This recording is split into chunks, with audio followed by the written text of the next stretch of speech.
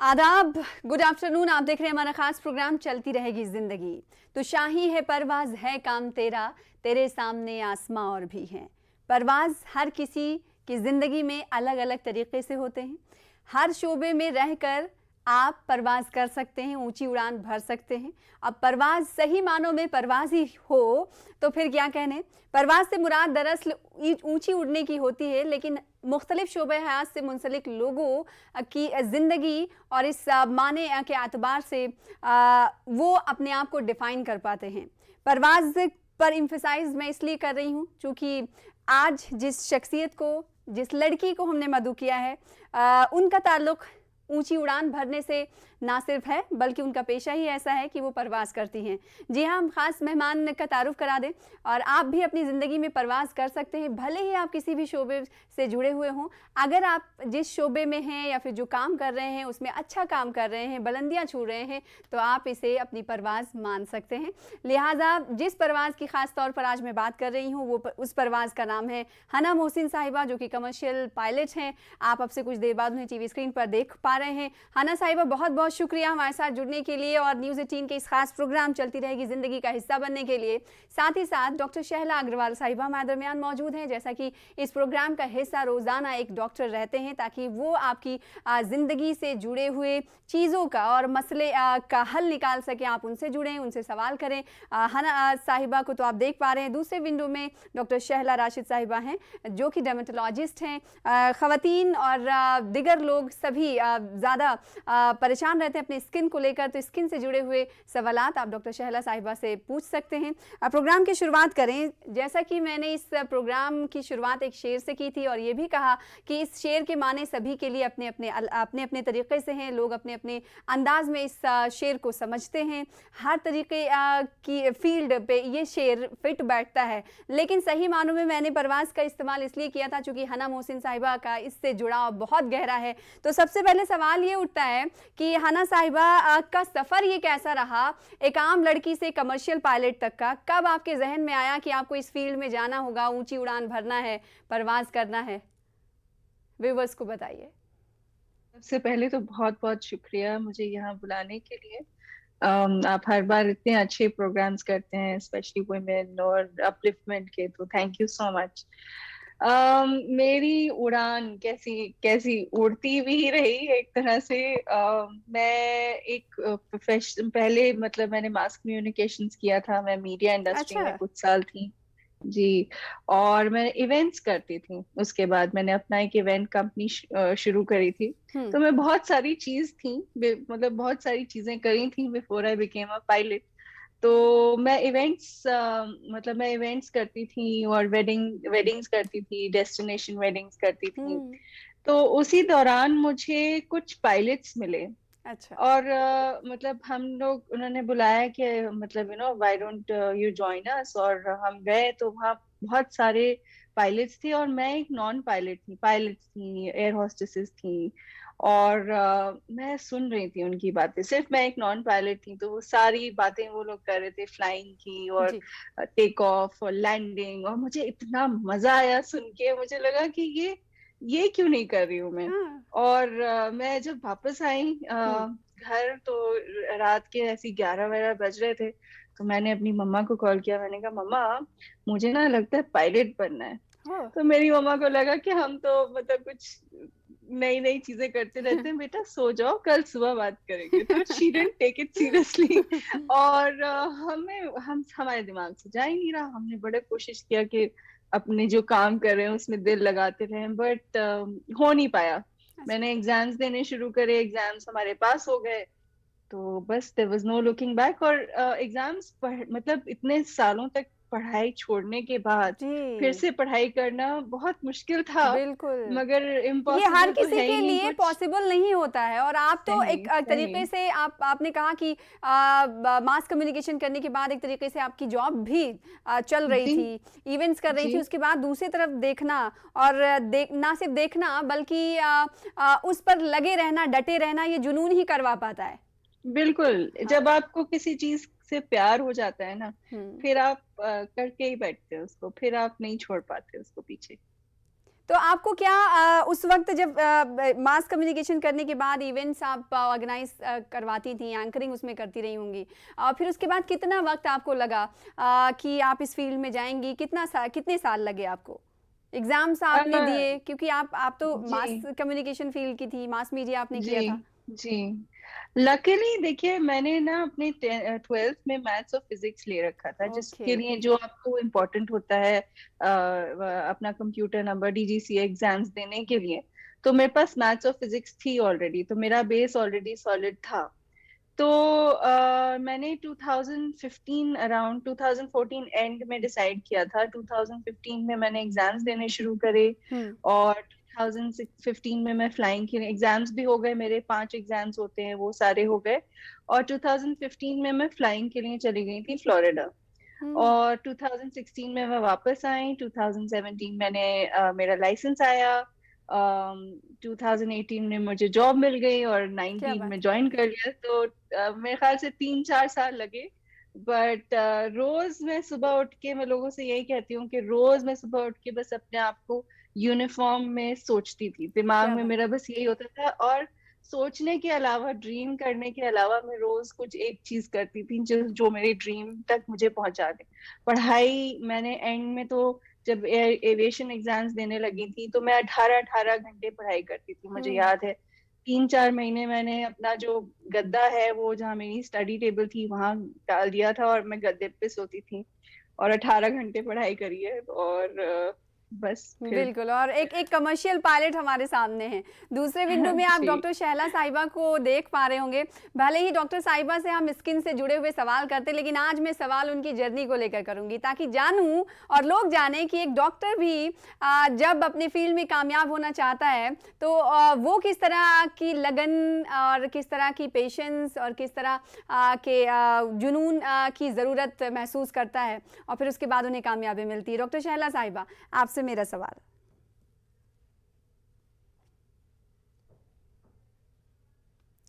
Doctor Shaila जी, आपकी आवाज मेरी हम तक नहीं पहुंच पा रही है, शायद म्यूट है आपकी वॉइस।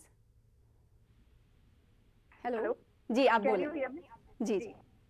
हमारी पढ़ाई का ब्रेक कभी नहीं होता, वो आज भी चल रही है। बिल्कुल, नई इजाद रोज हो रही है। और अगर जैसे हम रोज खाना खाते हैं ना, तो उसी तरह अगर 1 घंटा आपने ये नहीं देखा कि दुनिया में क्या नया हुआ है, क्या इजाद हुआ है, कौन सा नया वायरस और बैक्टीरिया आया है, तो कहीं ना कहीं वो जिंदगी में खलिश नजर आती है। तो हमारी जो जद्दोजहद है, और दूसरी चीज है ना, डॉक्टर की जर्नी जो है ना, वो एंड नहीं होती। मतलब वो शुरू जब हुई, जब हम 18 साल के थे, तो तब हमने चूज किया कि चलिए जी आज डॉक्टर बनते हैं, आप डॉक्टर बनते हैं, मौलाना आजाद मेडिकल कॉलेज में एडमिशन हो गया। उस वक्त तो शायद ये पता भी नहीं था कि डॉक्टर बनने के मायने क्या होते हैं। It's a life time skill. मतलब वो जो है आपका एक आपका रूप बन जाता है, वही आपकी जिंदगी हो जाती है। सबसे बड़ी बात तो ये है कि आपको छुट्टी नहीं मिलती। शायद है ना, तो उतर के फ्लाइट से आ जाती हो, हम तो किसी पार्टी में जाते हैं, वहां भी हम डायग्नोसिस और ट्रीटमेंट कर रहे होते हैं। तो हमारे साथ ये है कि आप पहले एमबीबीएस में आए, उसके बाद अब आपको स्पेशलाइजेशन चूज करना है, बिकॉज स्पेशलाइजेशन वो चीज है जो आप जिंदगी भर करेंगे। तो वहीं पर ही यंगर जो लोग हैं उनको मैं बहुत समझाने की कोशिश करती हूँ कि देखिए, सिर्फ क्योंकि आपका रैंक अच्छा आ गया या आपको कोई एक सब्जेक्ट मिल रहा था या नहीं मिल रहा था, आपने वो ले लिया, पर आपको ये रियलाइज होना चाहिए कि ये आपका हुनर है जो आप जिंदगी भर, जिससे आपकी रोजी रोटी भी चलेगी, जिससे आपका रोजमर्रा की जिंदगी भी चलेगी। तो it's a skill which has to be incorporated in life. जिंदगी में उसको बनाना पड़ता है। जी, आपकी वॉइस ब्रेक हो रही है। आपके पास दोबारा हम लौटने की कोशिश करेंगे, तब तक आप तकनीकी खराबी को दूर कर लिया जाएगा। हना, आपके पास मैं लौटती हूँ एक बार फिर से। चूंकि कुछ देर पहले शैला साहिबा ये कह रही थी, हम ये जानते हैं कि रिसर्च होते रहते हैं, मेडिकल में कभी हर दिन कुछ ना कुछ नया सीखने को मिलता है। उन्होंने कहा आप फ्लाइट से वापस भी घर आ जाती होंगी, लेकिन उन्हें फुर्सत नहीं मिलती। क्या आपने ये तमाम चीज़ें पहले सोच रखी थी कि क्योंकि ये हैक्टिक लाइफ होती है, दिगर शोबे जितने ज़्यादा हैक्टिक नहीं रखते होंगे, मसरूफियात नहीं रखते होंगे, उतना ये फील्ड, एविएशन का फील्ड, और वो भी एक खातून होकर, लेडी होकर, क्या ज़्यादा फेस करना पड़ता है? डबल एफर्ट लगाने पड़ते हैं? देखिए, जहाँ तक पढ़ाई की बात है वो हमारी भी खत्म नहीं होती है। हमारे हर अच्छा। 6, आप लोगों को हैरानी होगी ये पता कर, मतलब जान के कि हमारे हर साल एग्जाम्स होते हैं। अच्छा। हर साल हमें एक एग्जाम पास करना होता है ताकि हमारा लाइसेंस करंट रहे। ओ। और वो बड़ा स्ट्रिक्ट होता है, डीजीसीए वाले करते हैं। हर साल हम लोगों का मेडिकल होता है, मतलब आपकी हर फिजिकली चीज, फिट मतलब है। मेरी फिजिकली फिट है, आपके सारे ब्लड वर्क, एक्सरे, अल्ट्रासाउंड सब कुछ होता है।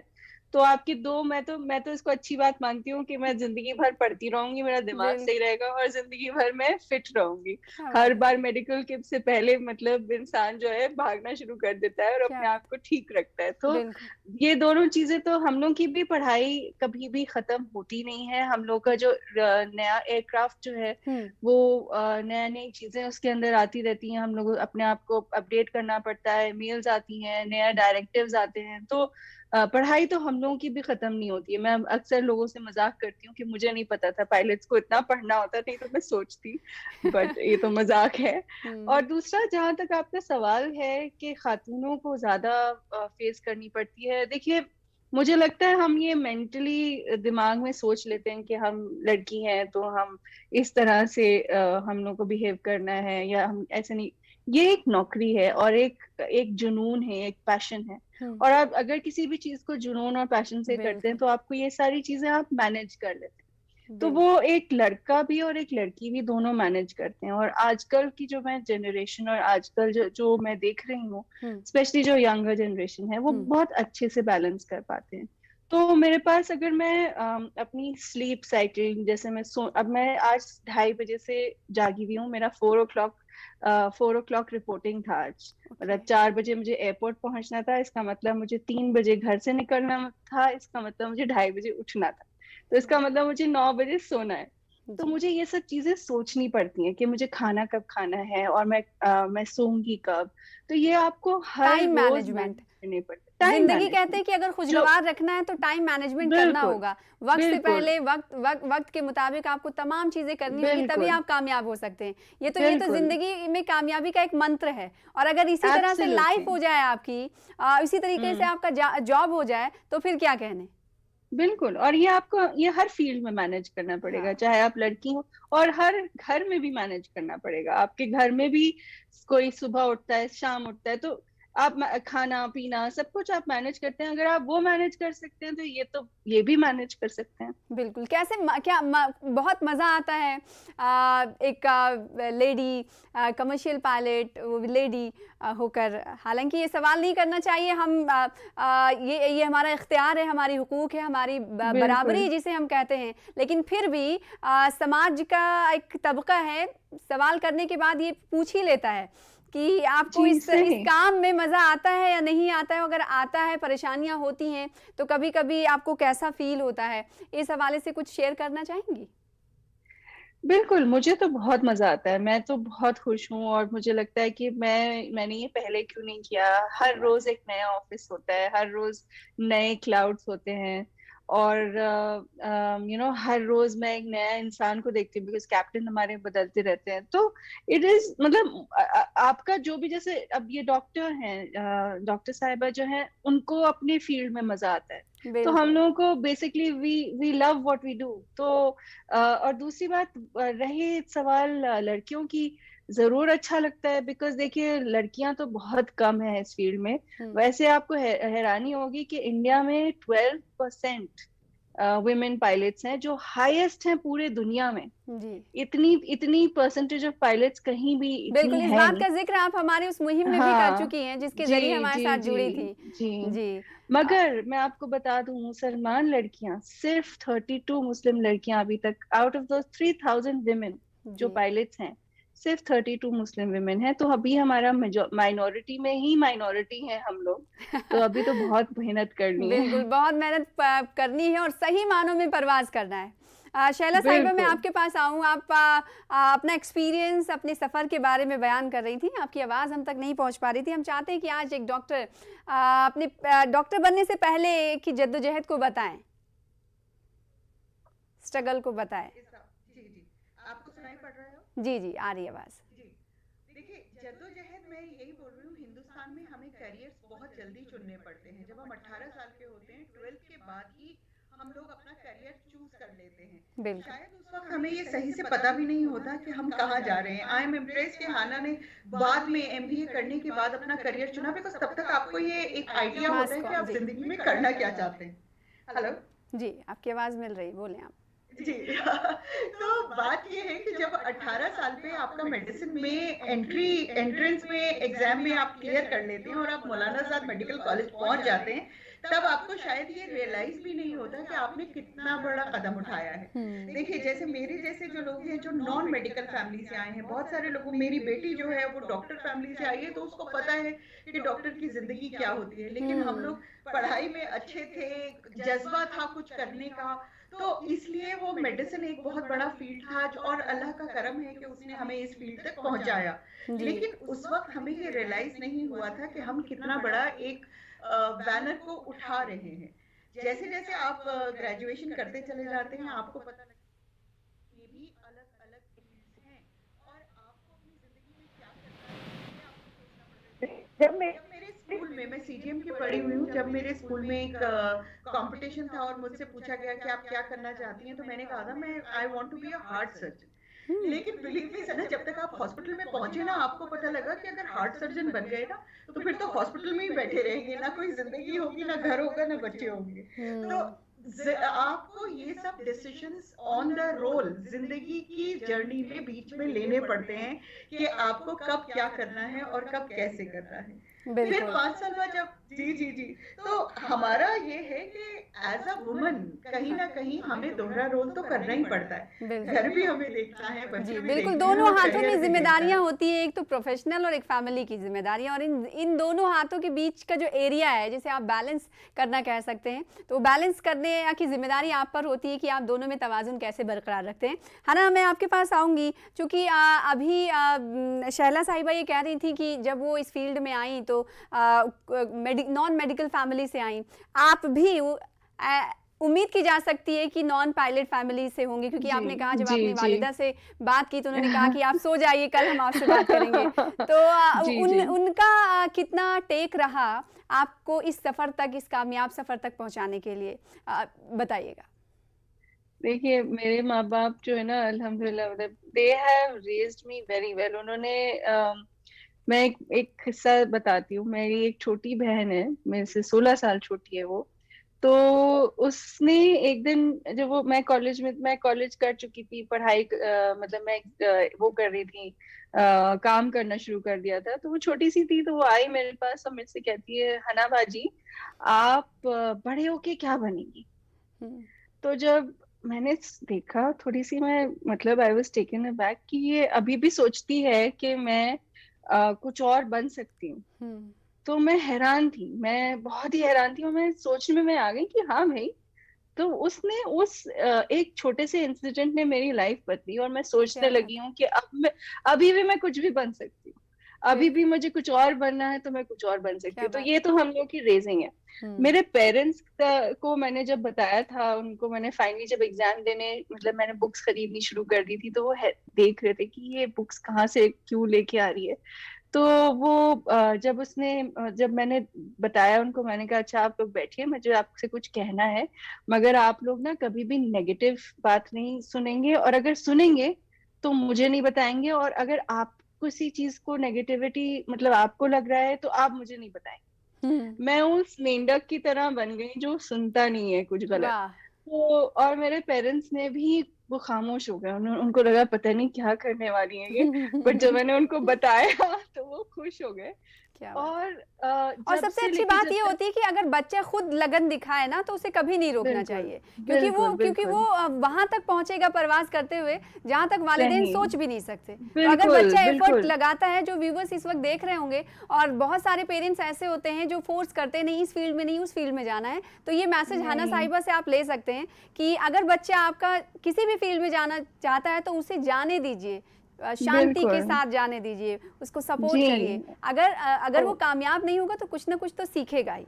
बिल्कुल। और इतनी अब वो मतलब उनको ये जरूर वो था कि ये कुछ करेगी, मगर उनको मतलब नया फील्ड था, जानते कुछ नहीं थे, कुछ नहीं पता था। मुझे भी बहुत कम पता था। मैंने भी कैसे तैसे करके पता करना शुरू किया। ये इतना आसान तरीका नहीं है, बिल्कुल मतलब बिकॉज लोगों बिल्कुल। को पता ही नहीं चलता कि क्या एग्जाम देना है, क्या करना है।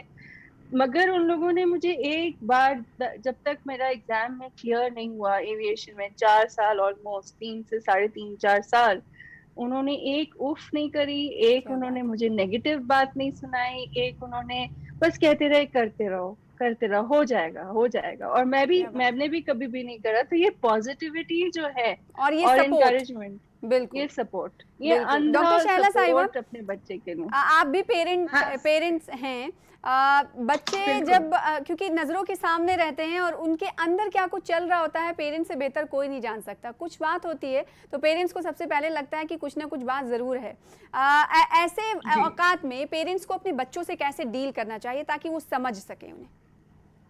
देखिए, हमारी जो बात होती है कि आपने क्या संस्कार दिए, आपने क्या तरबियत की, उस तरबियत के मायने सिर्फ यही हैं कि आपने बच्चे को सोचने समझने की ताकत कितनी उसकी बढ़ाई है। अब होता क्या है कि आपने ताकत तो दे दी, आपने उसको ये बताया कि बेटा you are suppose to look for this, आपको अपनी जिंदगी आगे बढ़ानी है। अब जब वो कोई डिसीजन लेने जाता है तब आप माँ बाप बन के खड़े हो जाते हैं कि नहीं ये आपके लिए सही नहीं है, ये आप मत कीजिए। तो एज अ पेरेंट ऑल्सो हमें इवॉल्व होना पड़ेगा। हमारे पेरेंट्स हमारे पीछे खड़े रहे। देखिए, मुझे एमबीबीएस किए हुए भी आज 25 साल हो गए, तो उस जमाने में मेरे पेरेंट्स मेरे पीछे खड़े थे। जी किसी ने ये नहीं कहा कि नहीं नहीं 5 साढ़े 5 साल का कोर्स है, क्या करोगी करके शादी कर लेते हैं, ये कर लेते हैं। नहीं, उन्होंने कहा तुम्हें जो करना है तुम वो करो। तो अब हमारा जिम्मेदारी, हमारा फर्ज ये बनता है कि हम अपने बच्चों को उससे ज्यादा सहूलियत अता करें, उनसे ज्यादा उन्हें सपोर्ट करें। और जब बच्चों को पता लगता है कि उनके पीछे सपोर्ट है, उनकी किसी बात पे, जैसे यहाँ यहाँ ना बोल रही है कि कोई नेगेटिविटी नहीं है, जब आप पॉजिटिव सपोर्ट दे रहे हैं तो बच्चा सही डिसीजन लेगा। बिल्कुल। मेरी और ये डॉटर हम जानते हैं एमबीबीएस कि कर रही कोरोना है। दौर में हर शोबे मुतासिर हुए, लेकिन एविएशन शोबा जो है बहुत बुरी तरीके से मुतासिर हुआ। ऐसे औकात में क्या किया हना आपने? हाँ, तो हम लोग तो जैसे सब लोग पूरे इंडिया में बंद थे, घर हम भी हो गए और हमने अपनी यूनिफॉर्म टांग दी। बिल्कुल और घर में मतलब जो सब लोग कर रहे थे वो कर रहे थे। तो मुझे याद है जब पहली बार मैं गई थी, जब लॉकडाउन खुला और जी। मैंने देखा, तो T2 तो बंद ही था। टर्मिनल 2 दिल्ली में थी मैं उस वक्त, तो टर्मिनल 2 तो पूरा बंद था और टर्मिनल 3 ऐसा वीरान था, खाली। बिल ऐसा लग रहा था जैसे भूत रहते हैं यहाँ के। हर चीज में जो वो पुरानी सी एक वो जो कम इस्तेमाल करी हुई चीज होती है ना, वैसी स्मेल आ रही थी पूरे एयरपोर्ट में। तो बिल्कुल जिंदगी एकदम हल्के ऐसा लगने हल्के लगा था, खासकर आप रुक लोगों गई के लिए, कि जिंदगी कैद हो चुकी है। अब रुक कैसे गई, परवाज कैद हो गई। होगा कुछ पता ही हाँ नहीं था, कब तक बंद रहने बिल्कुल। वाले हैं। जी और बहुत खराब खबरें मिल रही थी पूरे वर्ल्ड में। पायलट्स बिल्कुल। को कई और सवाल हैं जो आप दोनों निकाला से जा रहा करने थे, लेकिन वक्त इसकी इजाजत नहीं देता। हना, फिर मिलेंगे और शैला साहिबा आपसे भी कई सवाल करूंगी। छोटे से वक्फे के बाद आप हमारे प्रोग्राम्स को देखते रहिए। फिलहाल मुझे दीजिए इजाजत, चलती रहेगी जिंदगी। आदाब।